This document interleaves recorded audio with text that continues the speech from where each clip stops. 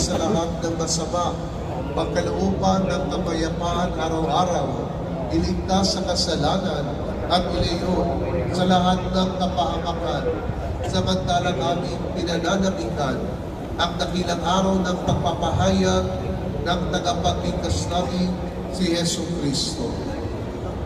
Sapagkat iyo ang kaharian at ang kapangyarihan at ang kapurihan magpakailanman.